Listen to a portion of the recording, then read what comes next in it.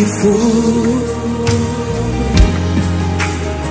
utujaze na nguvu zako, utuhudumie, uyaguse maisha yetu. Roho Mtakatifu, utujaze na nguvu, utujaze na nguvu zako, utuhudumie, uyaguse maisha yetu.